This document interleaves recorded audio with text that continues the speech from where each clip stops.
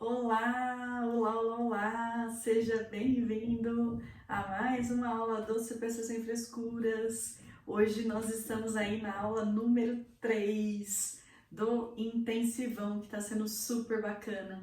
Estou recebendo inúmeras mensagens de vocês. Se você quiser se comunicar comigo, manda um direct lá no Instagram, @prof. Juliana Pereira. Já dá o seu like nesse vídeo, não se esquece. Comenta aí de que cidade que você tá, compartilha com seus amigos e eu espero que seja mais um dia produtivo aqui para nós. Na aula de hoje, nessa primeira parte, nós vamos falar sobre como grifar lei seca e na parte número 2, eu vou conversar um pouquinho com vocês e vou ensinar um pouquinho do cumprimento de sentença pela metodologia do CPC Sem Frescuras. Gente, o que eu quero que vocês entendam? Não existe nenhum grande segredo, obviamente, para grifar lei seca, mas existem algumas técnicas que eu vou falar para vocês aqui e que você vai aplicar ao longo do tempo e você vai perceber que você vai ficando cada vez melhor nisso. Eu não sei se você já percebeu, mas nas aulas número 1 e 2, você já está aprendendo a grifar lei seca, porque é justamente isso que eu faço na aula. Então eu vou mostrando para vocês, dentro da matéria do CPC, aquelas palavras dentro dos artigos que são as palavras importantes, que é aquilo que você deve ficar atento. Para que a gente grifa? A gente grifa para a gente poder revisar depois. Então, quando eu vou bater o olho, eu vou saber aquilo que é importante. Agora, você precisa entender qual que é o seu objetivo ao grifar lei seca. Se você é um estudante de direito, se você é um concurseiro, porque nós podemos usar técnicas diferentes a depender do seu objetivo. Uma coisa é importante, uma coisa que você não pode fazer nunca, jamais, é grifar a primeira vez que você já está fazendo a leitura. Então, na primeira leitura, não é ideal que você grife. Por que não é ideal que você grife? Porque quando a gente faz aquela primeira leitura, o nosso cérebro ainda está processando e nós não sabemos aquilo que é importante. Então, fiquem atentos a isso. Agora, lógico que se você estiver estudando o artigo a primeira vez, e a professora já estiver aqui mostrando e ressaltando quais são as palavras mais importantes, você já pode grifar. Mas o conselho que eu dou é esse para você. Então não grife logo de cara, porque se você grifa logo de cara, o que acontece? Você vai acabar não sabendo aquilo que é importante. Aí você vai ficar com o seu vademecum, sabe como? Todo amarelo. Se tudo tá amarelo, era melhor não ter perdido tempo nem gastado caneta para grifar nada, tá certo? Porque você não vai entender aquilo que é mais importante. Então essa é a primeira dica, não grife antes de saber o que é importante. Então a primeira leitura, ela não vai trazer para você elementos para que você saiba aquilo que é mais importante. Segunda dica, prestem atenção porque as folhas dos vademecums, elas são finas e do caderno de legislação também. Então, quando você estiver grifando, escolha a caneta correta. Há muito tempo atrás, só existia aquela marca-texto comum. E aí, quando a gente grifa de um lado, estraga o outro lado. Isso é muito importante também, tá? Então, procurem usar lápis de cor, aquele lápis amarelo, laranjão, ou amarelo, aquele amarelo fluorescente. Ou então hoje nós temos algumas canetas que são canetas de cera e tal, que ela não estraga o outro lado do VAD, caso você esteja usando vice-versa, se é o caderno de legislação só à frente e ainda tem espaço para você fazer anotações. Então, a segunda dica é a questão da caneta. Terceira dica, se você é um concurseiro ou um OABzeiro, você tem que ficar e prestar atenção na banca que está realizando as provas daquela matéria que você está estudando, aqui no nosso exemplo CPC. Se você é um OABzeiro, o que você tem que fazer? Muitos alunos me perguntaram, Pro, como é que eu estudo para a OAB? Como que eu estudei para a OAB? A gente vai falar num outro momento, porque o vídeo é longo, mas é algo simples. Então eu ficava, na minha época não tinha essa questão de questões na internet, eu imprimi todas as provas anteriores, fiz um cadernão, imprimi, encadernei e ficava com aquele caderno de questões embaixo do meu braço. Se você é concurseiro, é assim que você tem que fazer, ou OABzeiro. Você tem que estudar por questões anteriores, você tem que conhecer a banca. No caso da OAB, as provas são feitas pela FGV. No caso do TJ São Paulo, a gente sabe que as provas são feitas pela banca VUNESP. Então, a banca é aquela empresa que organiza os concursos. E, obviamente, existem as tendências da banca. Por isso que eu falo para os meus alunos, se você quer só TJ São Paulo, você precisa entrar nesse curso meu específico TJ São Paulo.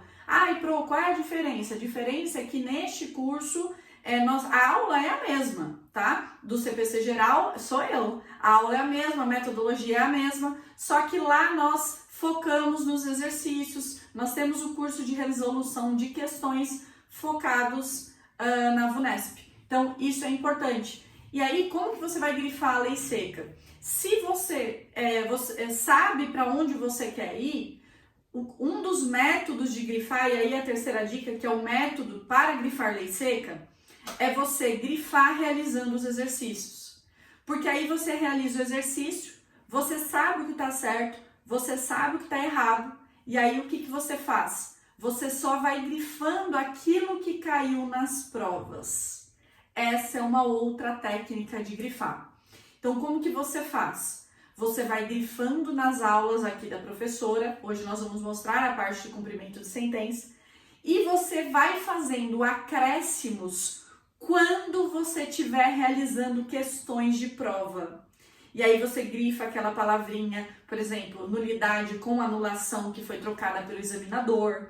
Você pode fazer uma anotaçãozinha a lápis. Uma outra questão, aí a quarta dica sobre as cores. Que cor que eu uso para grifar? Bom, se você é bem organizado, eu aconselho você fazer legenda. Então, por exemplo, na aula da Pro, você vai grifar tudo de amarelo. E quando você estiver realizando questões, aquilo que caiu na banca VUNESP, por exemplo, eu vou grifar em verde. E aquilo que caiu na banca FGV, eu vou grifar em rosa, verde, rosa, amarelo. Deixa eu ver se tem mais cores que... Normalmente são verde, rosa, amarelo. Temos roxinha, cores pastéis, tá certo?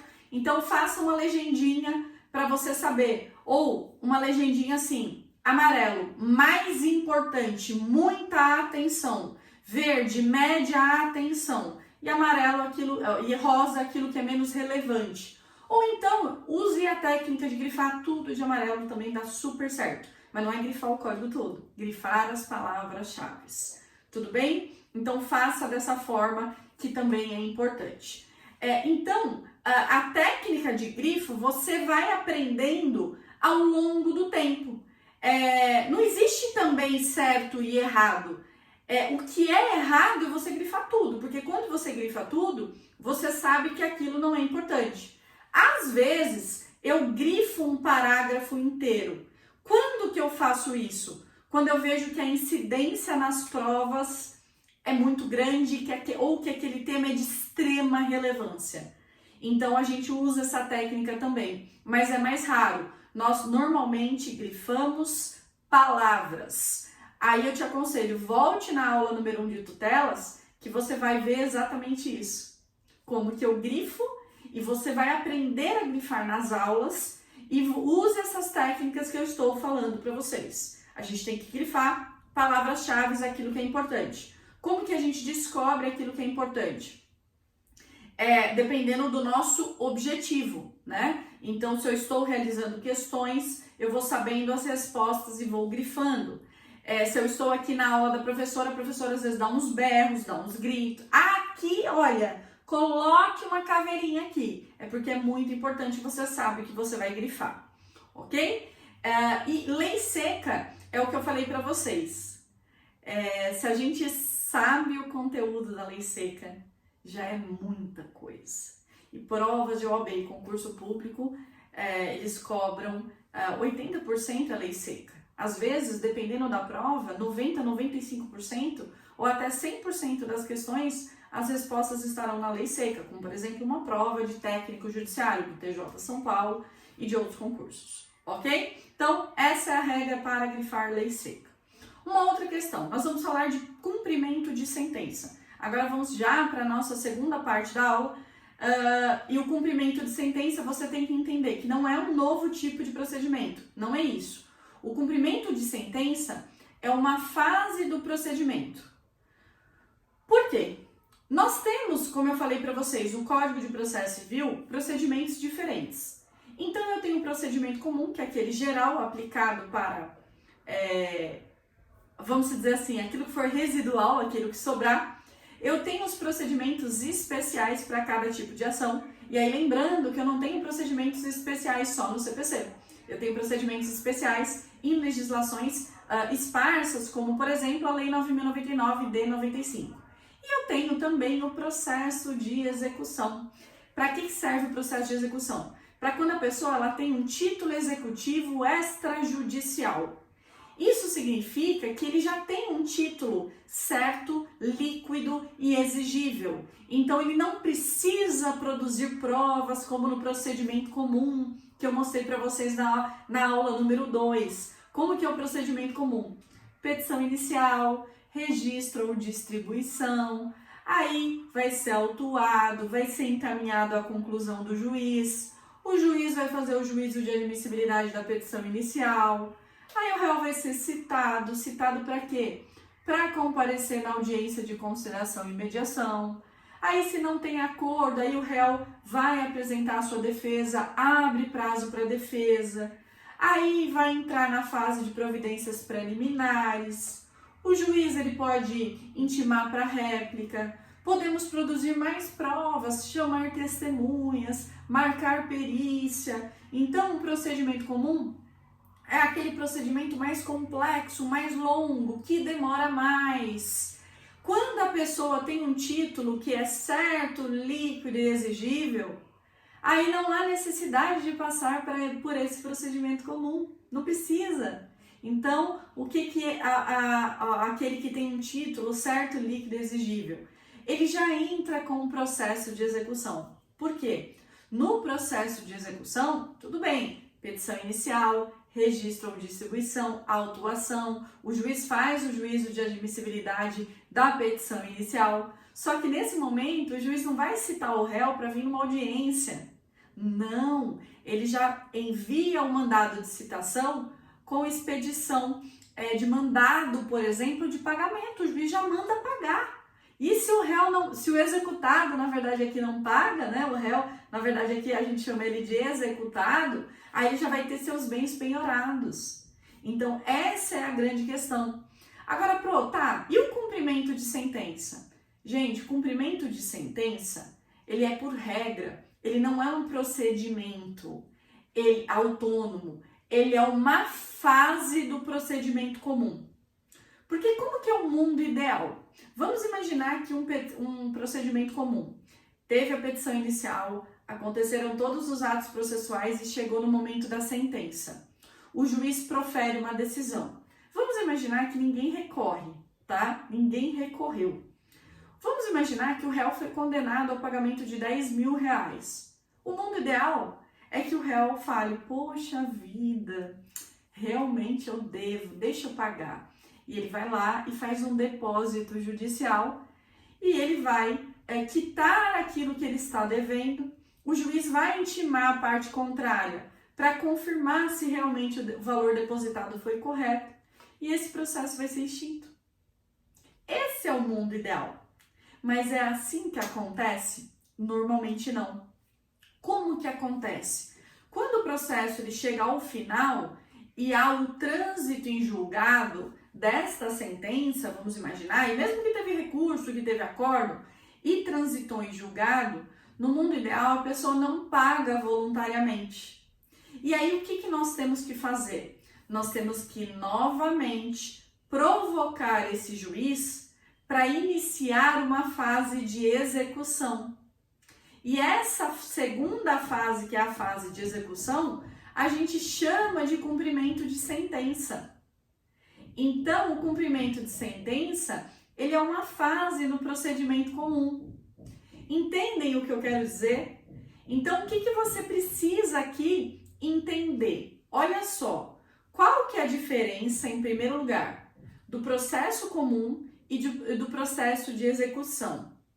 No processo de conhecimento, que é o processo comum, que o juiz vai conhecer o processo, vai analisar as provas para depois julgar, o que ele faz? Ele aprecia e ele vai decidir concretamente sobre o caso que foi colocado para o seu julgamento, para sua apreciação.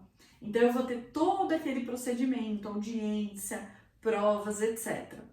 No processo de execução, como a pessoa já tem uma obrigação certa, líquida e exigível, o juiz ele já ajuda a executar também esse mesmo termo. Então, tanto para cumprimento de sentença quanto para o processo de execução, a gente usa esse termo, executar. Tanto que as partes são exequentes e executado. Só que aí eu já vou executar uma obrigação certa, líquido e exigível. Ainda tô confusa, porque e o cumprimento de sentença que você vai falar? Qual que é a diferença aqui do processo de execução? No cumprimento de sentença, essa fase do procedimento, ela vai ser usada, anotem, quando a pessoa tem um título executivo judicial. O processo de execução autônomo é para quando a pessoa tem um título executivo extrajudicial. Esse é o grande segredo. E aí, onde que você vai ver isso? Eu vou te mostrar aqui agora. Quais são os títulos executivos judiciais que estarão sujeitos ao cumprimento de sentença? Artigo 515 do CPC, tá certo? Então, os títulos executivos judiciais que estarão sujeitos, como já é um título judicial, eles estarão sujeitos a essa fase de cumprimento de sentença, estão lá no artigo 515. E os títulos executivos extrajudiciais, quais são? Eles estão lá no artigo 784 do CPC. Então, a grande diferença entre o processo de execução e o cumprimento de sentença, cadê? Aqui. É que o processo de execução é um procedimento autônomo previsto no CPC a partir do artigo 771. O cumprimento de sentença é uma fase do procedimento, porque eu já tenho um título executivo judicial. O título executivo aqui já foi proferido pelo juiz. Então, cumprimento de sentença é uma fase do procedimento. E o cumprimento de sentença está regulado no CPC a partir do artigo 513. Uma outra questão importantíssima que eu quero que você coloque estrelinha.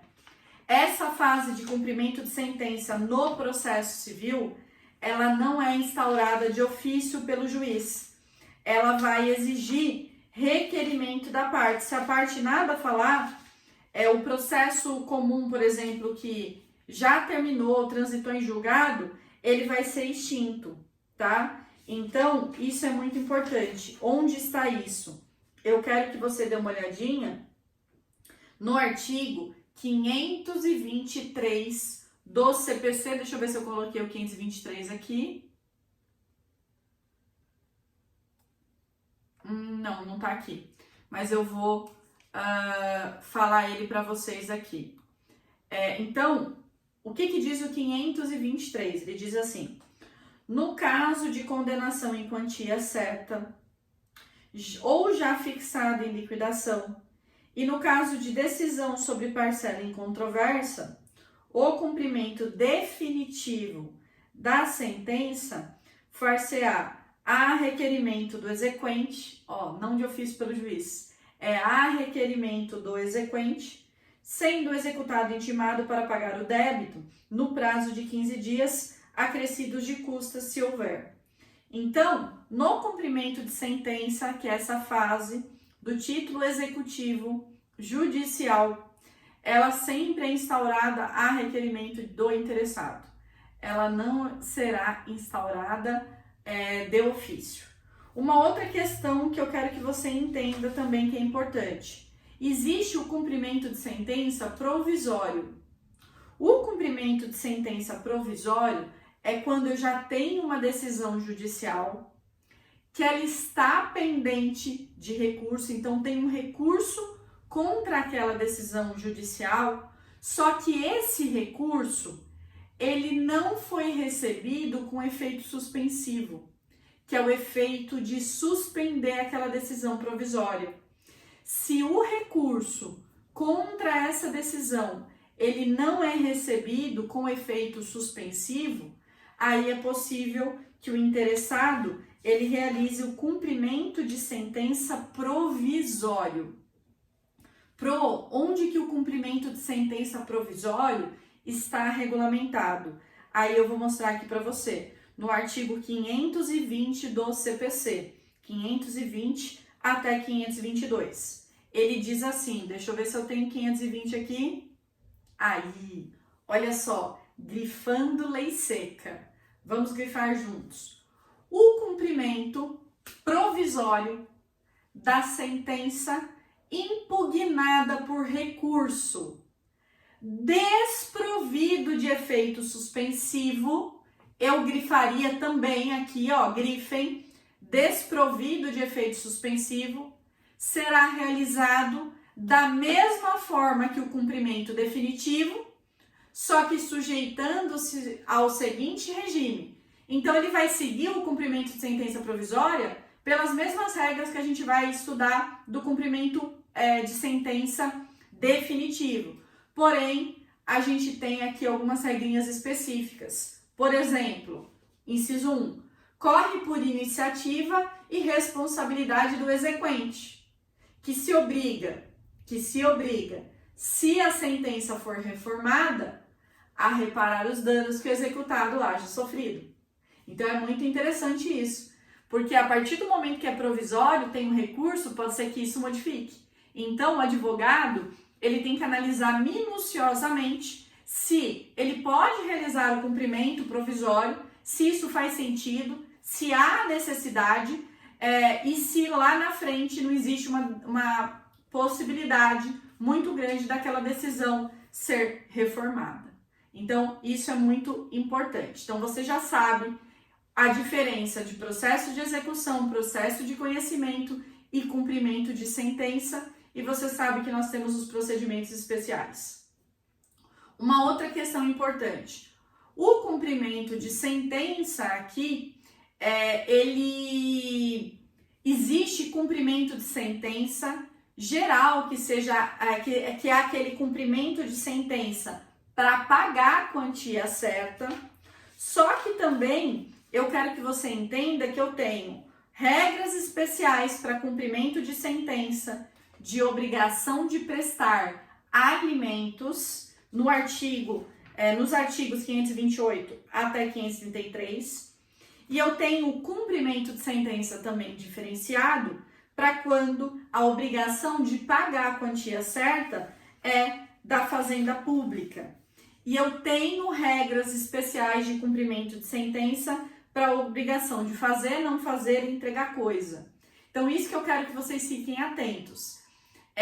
A sentença, ela pode trazer diversos tipos de obrigações. Às vezes, a sentença, ela tem uma obrigação de pagar quantia.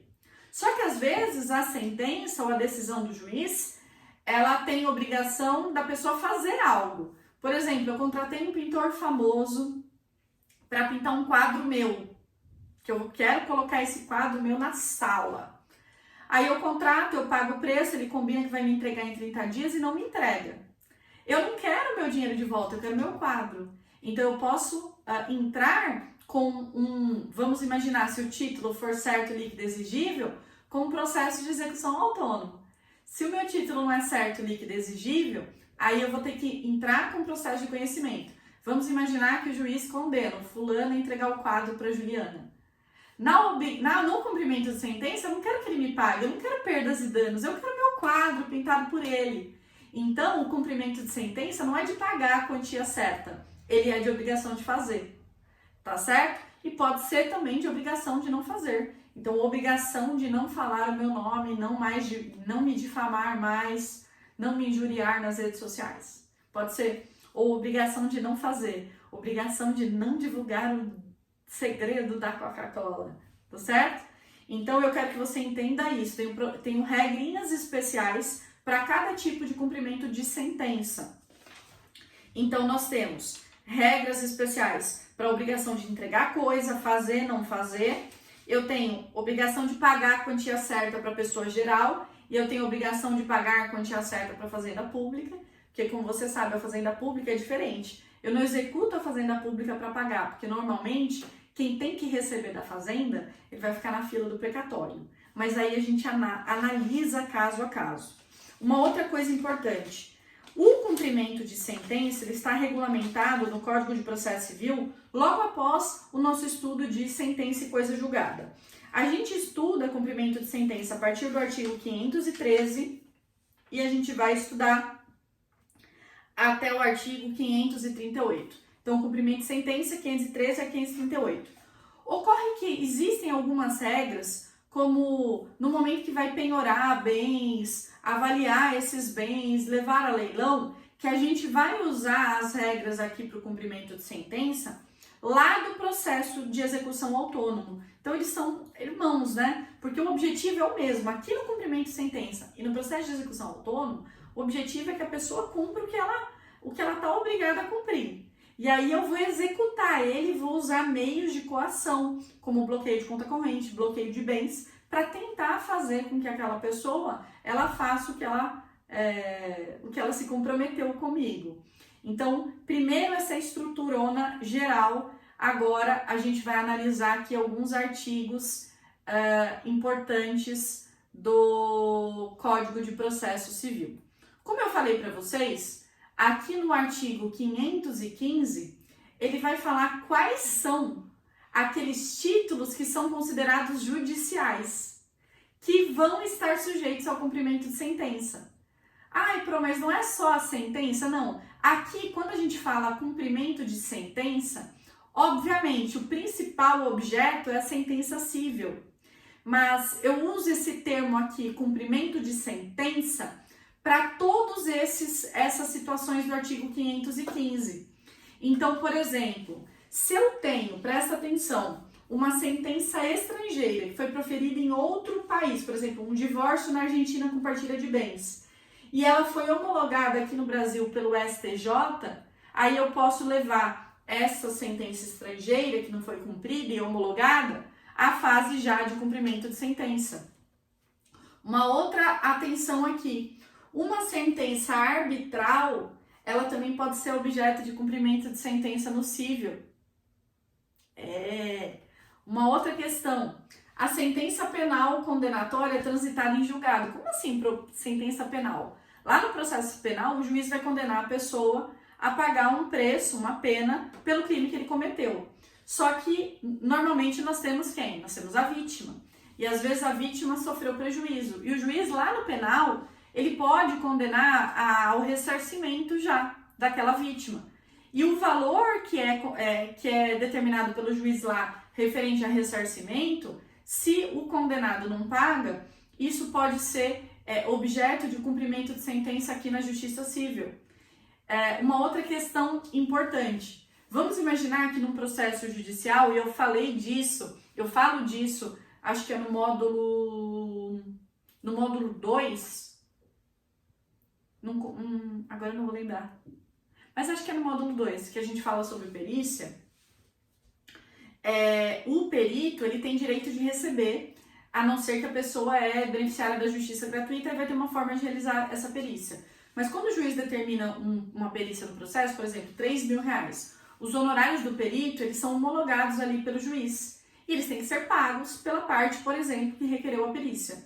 Se a pessoa não paga, então essa decisão do juiz que homologou o valor da perícia e transitou em julgado porque não cabe mais recurso, é um crédito de auxiliar de justiça. E esse crédito de auxiliar de justiça, que é aprovado por decisão judicial, que não está mais sujeita a recurso, ele é um título executivo judicial que está sujeito à fase de cumprimento de sentença, tá bom? Então, não é só a sentença cível, aquela que é proferida no procedimento comum, que é considerado título executivo judicial e para fins de cumprimento de sentença. E aí, falando, aqui a gente usa sentença cumprimento de sentença num sentido bem genérico que vai incluir todas essas situações aqui, ok? Então, olha só, tanto que, ó, ele diz assim no 515, parágrafo 1º, ele fala nos casos dos incisos 6 a 9, que são aquelas decisões que são proferidas fora do processo civil, o devedor, ele é citado, aqui é citado no juízo civil para cumprimento da sentença ou para liquidação no prazo de 15 dias. Por que ele é citado? Porque aqui nós não tivemos uma decisão judicial proferida no processo civil, dos incisos 6 a 9. Como eu falei para vocês, a sentença arbitral é produzida fora. Então, o devedor aí, ele vai ter que ser citado para responder no prazo de 15 dias. Agora, quando eu tenho a sentença civil, que é esse inciso 1 aqui, ó, as decisões proferidas no processo civil que reconheçam a exigibilidade de obrigação. Que tipo de obrigação? De pagar quantia, fazer, não fazer ou entregar coisa. Aí, neste caso, eu não preciso citar, como eu falei para vocês, porque é uma fase do cumprimento de sentença. E o cumprimento de sentença, o que vai acontecer?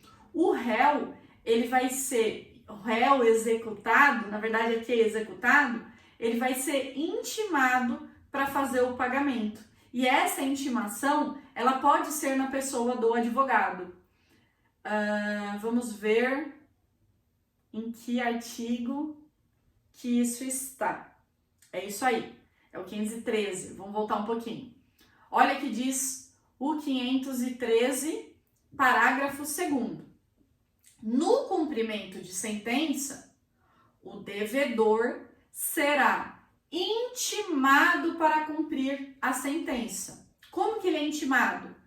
Se ele tem advogado, pelo Diário da Justiça, através, obviamente, do advogado. Se ele está representado pela Defensoria Pública, ou ele não tem advogado nos autos, ressalvada a hipótese do 4, aí vai ser intimação por carta com aviso de recebimento. Aí intimação pessoal do executado. Aí não é na pessoa do advogado. Nos casos do parágrafo 1º do artigo 246, o que fala o parágrafo 1º do artigo 246 que a gente estuda? Que eu amo. A gente estuda em atos processuais, vamos lá. O parágrafo 1º do artigo 246, ele fala que com exceção da microempresa e da empresa de pequeno porte, toda empresa pública e privada é obrigada a manter cadastro no sistema de processo em autos eletrônicos. Então, toda vez que eu falo de cumprimento de sentença contra qualquer empresa pública ou privada, essa intimação ela pode ser feita, ao invés de carta, por meio eletrônico, quando a pessoa não tem procurador nos autos. Porque, como eu te falei, se tem procurador nos autos, é intimado pelo Diário da Justiça na pessoa do seu advogado. Se não tem procurador, ou é representado pela Defensoria Pública, ou são as empresas que são obrigadas a manter cadastro que também não tem procurador, aí a intimação é por meio eletrônico. E agora, se a pessoa, no procedimento comum, ela foi citada por edital, nas formas do 256, porque também temos citação por edital, e ele foi revel, então se ele foi citado por edital e ele é revel, aí o cumprimento de sentença, a intimação vai ter que ser feita por edital também. Então, uma coisa importante, como eu disse para vocês, o cumprimento de sentença, ele não é um novo processo, ele é uma fase do procedimento em que a pessoa é executada a cumprir a obrigação que ele foi condenado. E eu não preciso citar novamente, ele já foi citado. Aí o que eu vou fazer? Eu vou intimar ele para cumprir aquela sentença no prazo de 15 dias, sob pena de aplicação de multa e mais honorário de 10%. Agora, você falou no outro caso citação. Sim, quando o título executivo judicial, dos incisos 6 até o 9, ele é proferido fora aqui do processo civil, aí essa fase do cumprimento de sentença, que não foi feita a primeira fase no processo civil, aí a gente tem que citar nos termos do parágrafo 1º do artigo 515. Mas, regra geral, o cumprimento de sentença, por ele ser uma fase, ele é iniciado, como eu falei para vocês, a requerimento das partes, o juiz não faz de ofício, só que não precisa citar novamente. O devedor é intimado para cumprir aquela sentença. Por último, o que eu quero te falar? E aí, não se esqueça que, presta atenção.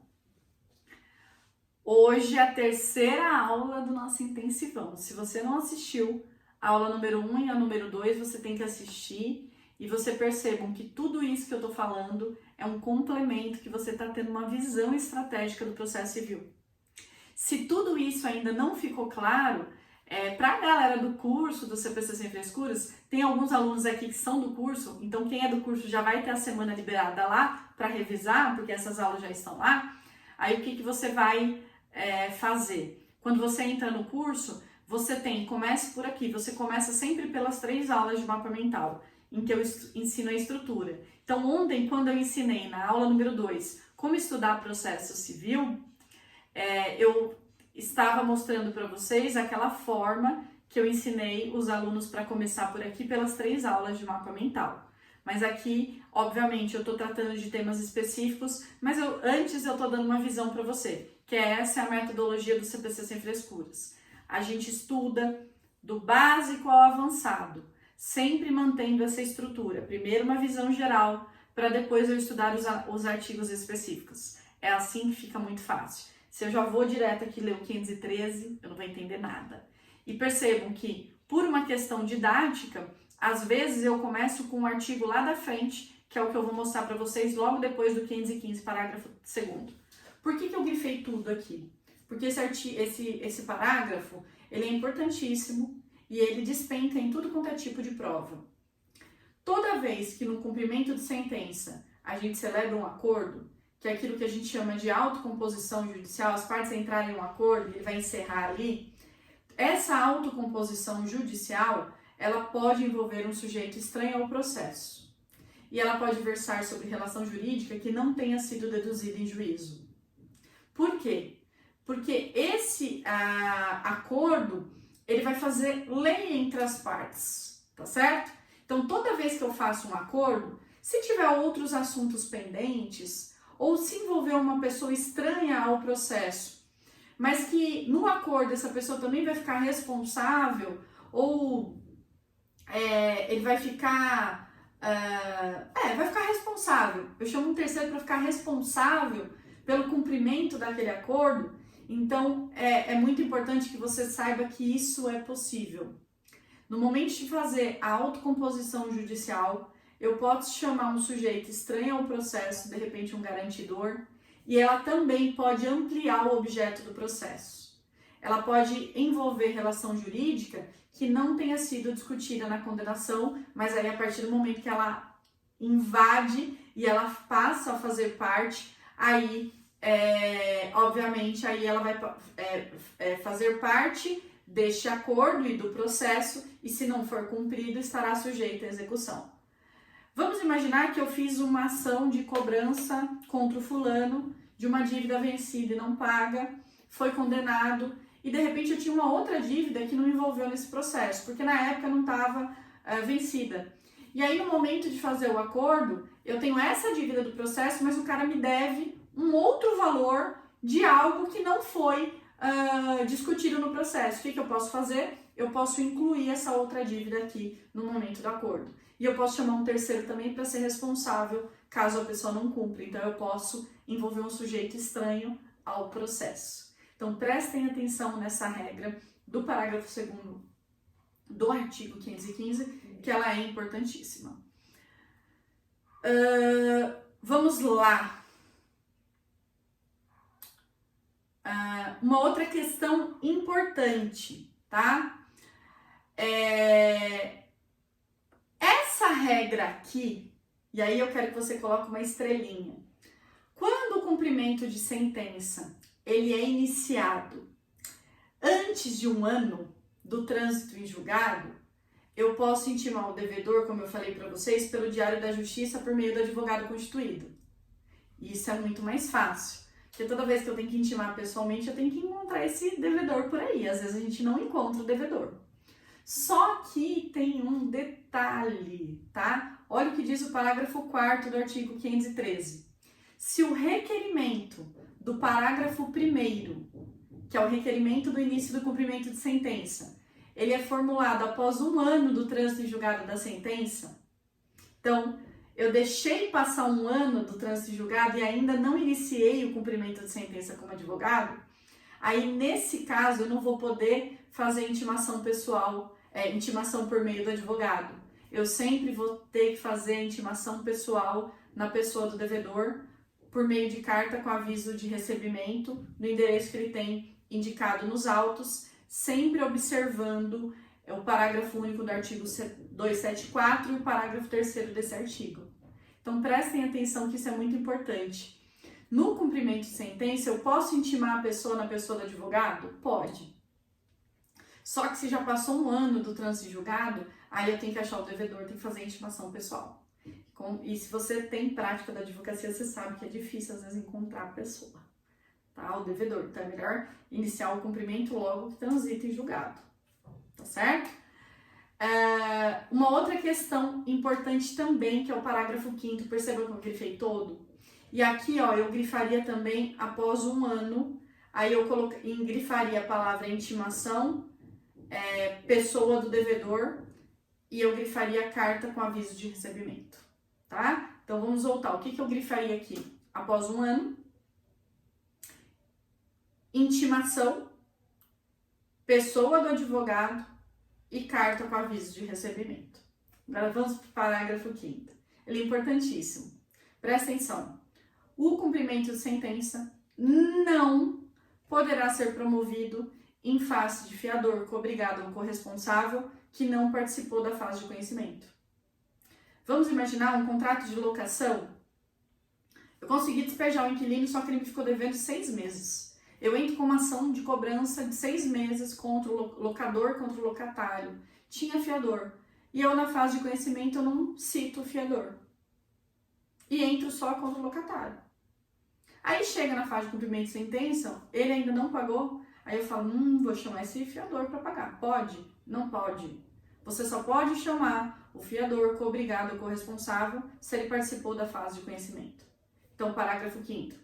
Cumprimento de sentença não pode ser promovido em face de fiador, cobrigado ou corresponsável que não participou da fase do conhecimento. Ou vamos mudar a frase. Eu só posso chamar o fiador, cobrigado ou corresponsável no cumprimento de sentença se ele participou da fase de conhecimento. Outro modo, reescrevendo aqui. E aí aquela forma que eu ensinei para vocês. Estou ensinando para vocês nas aulas. Como reescrever, como interpretar. Então você já está aprendendo. Você já avançou muito. Muitas das vezes você leu esse artigo aqui, esse parágrafo 5º e não entendeu nada, agora você entende. Tá certo? Então, essas regras são importantes. Lembra que eu falei para vocês que o mundo ideal é a pessoa que é condenada, ela vem e faz o pagamento voluntário? Esse é o mundo ideal, porque aí eu não preciso entrar com a fase de cumprimento de sentença. Vamos mostrar para você aqui o mundo ideal e aí você vai grifar junto comigo. Vamos lá? Artigo 526. É lícito ao réu, antes de ser intimado para o cumprimento de sentença, comparecer em juízo e oferecer em pagamento o valor que entender devido, apresentando memória discriminada do cálculo. Então é feita uma petição em que ele faz lá o cálculo, juros, correção monetária, entende o que é devido e ele vai oferecer o pagamento daquele valor. E aí o que vai acontecer? Bom, o autor ele vai ser ouvido no prazo de 5 dias. E aí ele pode impugnar os cálculos e o valor depositado, sem prejuízo do levantamento do depósito a título de parcela incontroversa.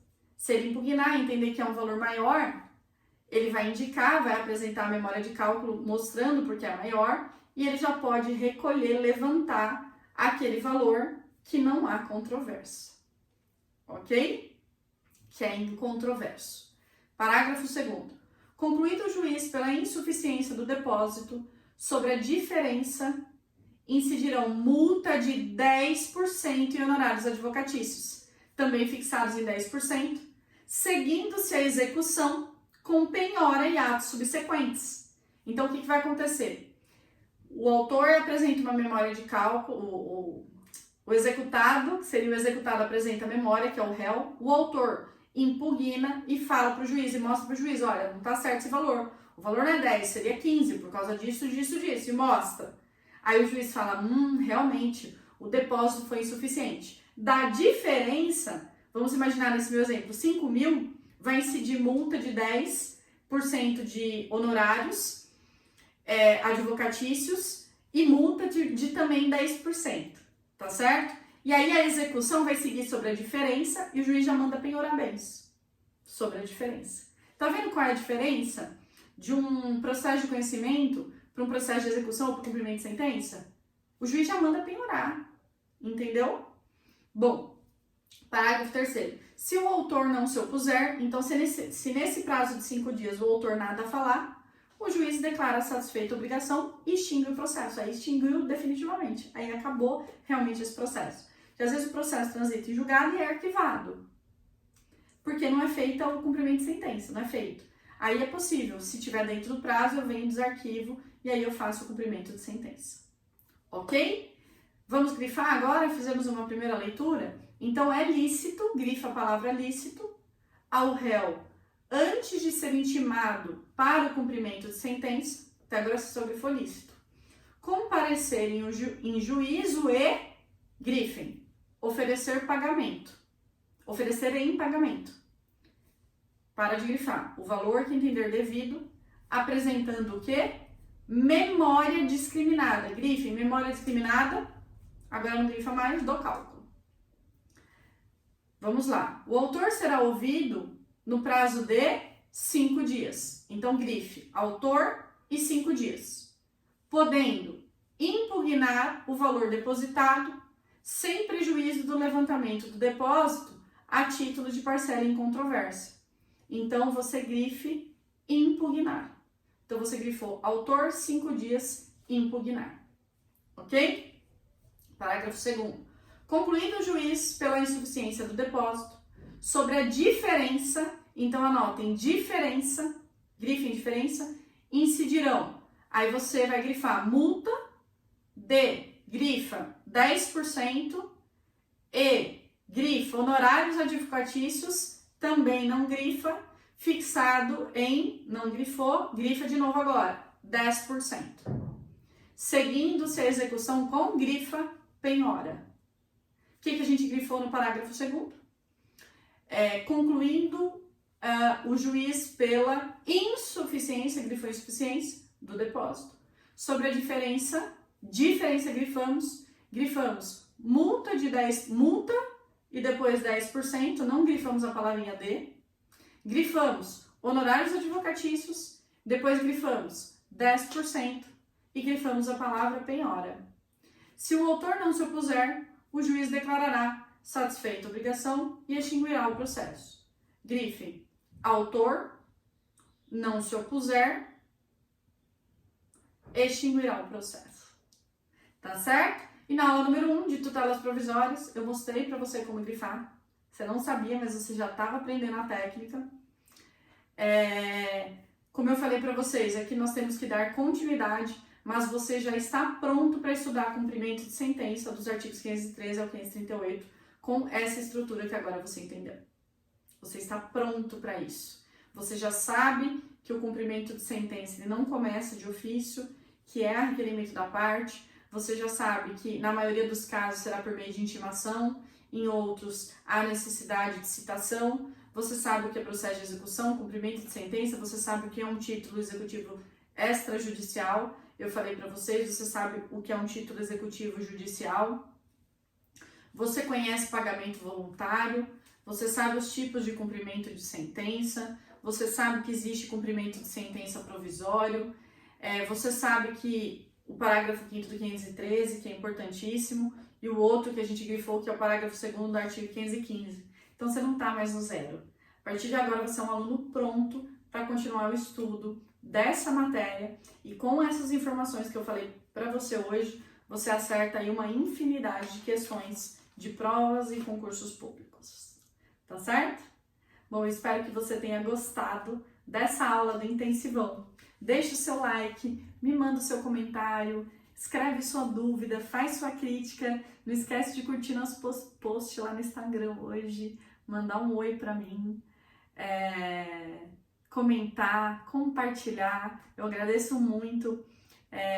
Como eu contei para vocês no primeiro dia, eu contei um pedacinho da minha história e você vai reparar que eu contei a partir já do momento em que eu já tinha uma boa experiência como advogada, ainda tem tudo que passou antes, mas que eu contei para vocês que esse trabalho só é possível por você, que foram vocês que me tornaram uma professora que era uma professora de agenda vazia, que estava acostumada a receber um monte de não, mas não desistia. Eu estava sempre procurando pedir uma oportunidade para as pessoas, obviamente, de forma correta e mostrar meu trabalho. E vocês que me tornaram uma professora de agenda cheia. Então, eu agradeço muito por isso. Até hoje eu recebo ligações de vários cursos de todo lugar do Brasil, em que eu recebo convites e eu fico muito feliz quando eu recebo esses convites para ministrar aulas em diversos lugares e sempre o que eu escuto é a mesma coisa. Olha, você foi indicada por um aluno. Eu estive em Belo Horizonte recentemente, numa universidade, lógico, agora online. Vou ministrar a segunda palestra que eu recebi o convite dessa mesma universidade para levar o CPC Sem Frescuras para as faculdades e também esse convite veio da coordenadora do curso também por indicação de um aluno. Então isso me deixa extremamente feliz e eu tenho muita gratidão pelo que vocês fazem por mim. E se você estuda numa faculdade de Direito de qualquer lugar do Brasil, é só você pedir para o coordenador entrar em contato comigo, que eu levo a palestra do CPC Sem Frescuras, do curso de mapa mental, e eu tenho uma palestra de mais ou menos 50 minutos em que eu mostro a estrutura do procedimento comum. E aí você pode pedir para o seu coordenador entrar em contato comigo, que vai ser um prazer estar aí na sua cidade, mesmo que aqui online. Eu viajava bastante antes da pandemia, ia para vários lugares, ficava muito feliz de viajar, mas só que agora eu vejo que é muito melhor eu poder ministrar a minha palestra daqui, do estúdio, aqui de casa, e poder compartilhar essa nova forma de estudar, com utilização de técnicas de estudo que vão transformar a sua vida, que a partir de agora eu tenho certeza absoluta que você vai passar de um aluno que de repente tinha muita dificuldade em ter alta performance, muita dificuldade em tirar boas notas ou de estudar, principalmente aquelas matérias que a gente entende que é difícil, porque é muito fácil estudar quando você gosta da matéria, quando você se identifica, quando a matéria tem menos volume e ela é um pouco mais fácil. Agora, o grande desafio são essas matérias mais extensas, como civil, processo civil. Esse é o desafio de todo aluno, é o desafio do professor que tem que estar estudando de forma contínua. E eu tenho certeza que isso vai ser um divisor de águas para vocês. Eu sei que eu tenho muito aluno aqui que já é nota 10 na faculdade. Mas se você ainda não é nota 10, você pode ficar nota 10, ou se você é nota 7, você vai virar 8, 9. Então o importante é sempre você não se compare com ninguém. Não se compare com ninguém. Olhe para você mesmo e acorde todos os dias. O que eu posso fazer hoje? Um pouquinho assim para eu ser melhor. Então eu vou estudar mais 5 minutinhos, vou fazer um desafio de leitura de lei seca, vou fazer leitura. Agora eu entendi como grifar, agora eu vou ler, vou grifar depois, eu vou sair grifando logo de cara. Então coloque aí uma meta para você, diária, e vai aos poucos caminhando e lutando pelo seu objetivo, que é a única forma da gente crescer. A gente estudar, a gente persistir, a gente vai levar muito não, a gente vai realmente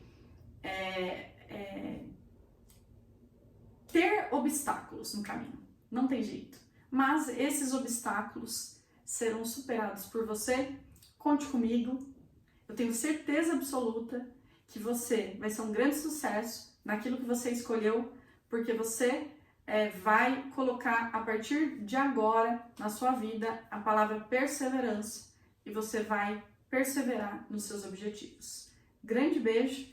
Amanhã, a aula de amanhã, atenção, não perca, você não pode perder, tá? Não perca a aula de amanhã, porque vai ser sensacional. Eu vou trazer uma grande novidade para vocês. Quem já é aluno do CPC vai poder entrar nessa turma e vai ser uma chance imperdível. Beijos, até amanhã, te espero.